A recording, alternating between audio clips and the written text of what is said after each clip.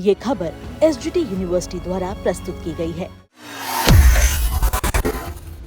पटना में Khan global studies coaching पर firing मामले में खान सर यानी फैसल खान की मुश्किलें कम होने का नाम नहीं ले रही।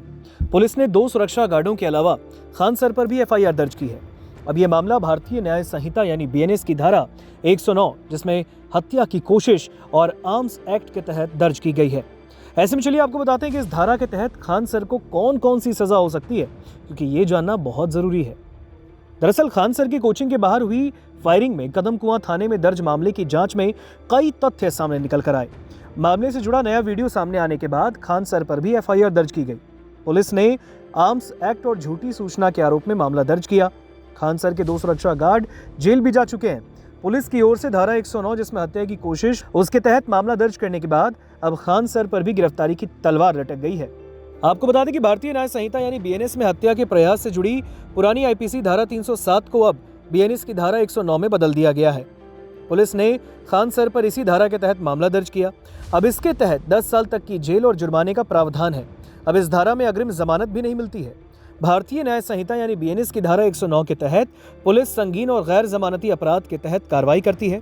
इस धारा के तहत पुलिस को ये हक होता है कि वो घटना की जानकारी मिलते ही बिना किसी वारंट के आरोपी को तुरंत अरेस्ट कर सकती है। पुलिस पीड़ित या चश्मदीद की शिकायत पर तुरंत एफआईआर भी दर्ज करती है। पुलिस घटनास्थल से फॉरेंसिक सबूत, हथियार, सीसीटीवी फुटेजेस और चश्मदीदों के बयान रिकॉर्डिंग सहित इकट्ठा करती है। जांच पूरी होने के बाद पुलिस कोर्ट में सबूतों और गवाहों के आधार पर चार्जशीट दाखिल करती है।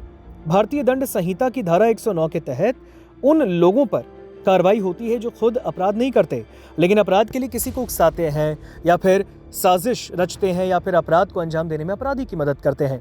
अब आपको एग्जाम्पल के तौर पर बताएं तो मान लीजिए किसी ए नाम के शख्स ने बी नाम को हत्या या चोरी करने के लिए उकसाया और बी उस उकसावे में आकर अपराध कर देता है, तो फिर ए उस पर धारा 109 के तहत मामला दर्ज हो जाएगा, यानी उकसाने वाले पर भी एक्शन होगी जो कि मुख्य आरोपी पर होनी है। अगर मान लीजिए ए ने बी की हत्या करने के इरादे से एक बंदूक खरीदा और उस पर गोली चलाई और गोली चलने से बी जख्मी हो जाता है, तो ए पर धारा 109 के तहत मामला दर्ज हो जाएगा। अब एफआईआर के मुताबिक विवाद होने के बाद बाहर आए खान सर ने कहा कि देख क्या रहे हो, फायर करो, जो होगा मैं समझ लूंगा। इसके बाद गार्ड प्रदीप कुमार और तालिबर सिंह ने 2-2 राउंड की फायरिंग की। एफआईआर में दोनों गार्डों के अलावा खान सर उर्फ फैजल खान और अज्ञात को आरोपित किया गया है, यानी खान सर ने ही गोली चलाने के लिए गार्डों को उकसाया और इसके तहत उन पर बीएनएस की धारा 109 के तहत पुलिस ने कार्रवाई की, यानी कि खान सर की मुश्किलें बढ़ रही हैं। खान सर के आदेश पर 2 गार्डों ने गोली चलाई। 2 जून की वो रात जब खान सर के ग्लोबल स्टडीज कोचिंग सेंटर पर बवाल मामले में बड़ा तथ्य सामने आता है। शुक्रवार को खान सर पर एफआईआर दर्ज हो गई। कदम कुआं थाने के एसआई अनिल कुमार के बयान पर मामले में प्राथमिकी है। इसमें कहा गया कि गार्डों ने खान सर और फैजल खान के कहने पर ही गोली चलाई है। इधर संगीन धाराओं में एफआईआर के बाद पुलिस की एक हाई लेवल मीटिंग होती है। इसमें आगे की रणनीति पर चर्चा हुई। पुलिस ने छात्रों से अपील की कि वो किसी के बहकावे में ना आए। एफआईआर के मुताबिक विवाद होने के बाद बाहर आए खान सर ने कहा, देख क्या रहे हो, फायर करो, जो होगा मैं समझ लूंगा। इसके बाद गार्ड प्रदीप कुमार और तालिबर सिंह ने 2-2 राउंड की फायरिंग की। एफआईआर में दोनों गार्डों के अलावा खान सर और फैजल खान और अज्ञात को आरोपित बताया गया है। इस बीच घटना में जख्मी गार्ड चुनचुन कुमार का बयान सामने आता है। पीएमसीएच में इलाजरत चुनचुन ने मीडिया को बताया कि 2 जून की रात करीब 10 बजे वो कोल्ड ड्रिंक पीते हुए कोचिंग आ रहा था। इस कड़ी में ज्ञान बिंदु के विकास, अभिषेक और रोशन आनंद के भाई प्रिंस ने उसे घेर लिया, रॉड से मारने लगे और किसी तरह वो वहां से भागा। उसका सिर फट गया, खून देखकर वो बेहोश हुआ।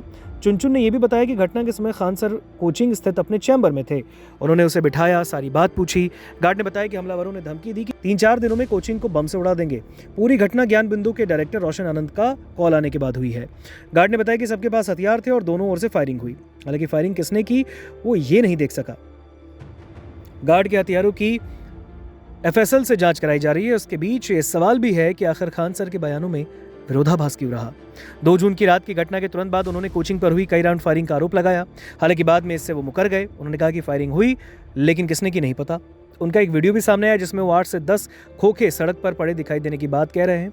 उन्होंने ये भी कहा कि उन्हें फायरिंग की बात स्थानीय लोगों और मीडिया के जरिए मिली है। अब इस पूरे घटनाक्रम के बीच अब एक बार फिर उन्होंने फायरिंग की बात एक्सेप्ट की है। उनका कहना है कि आत्मरक्षा में गार्ड ने गोली चलाई, एजेंसी इसकी जांच करेगी। अब एक न्यूज़ चैनल से बातचीत में खान सर ने कहा कि उन्हें एफआईआर की जानकारी नहीं है, वैसे जांच में वो पुलिस को पूरी मदद करेंगे। इस बीच कई वकील उनके कोचिंग पर पहुंचे। बताया जा रहा है कि गिरफ्तारी से बचने के लिए वो कानूनी सहायता ले रहे हैं।